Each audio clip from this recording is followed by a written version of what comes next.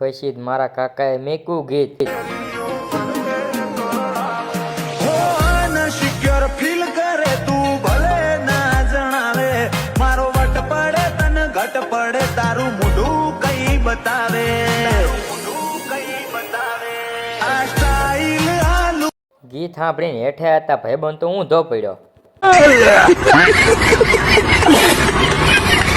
એક ભાઈબંધ ક્યાંયથી 2000 રૂપિયા લઈને આપી દીધા બીજા ભાઈબંધને લે ભાઈબંધ મોત કરી भाई साहब कुछ ज्यादा नहीं हो गया ये? मतलब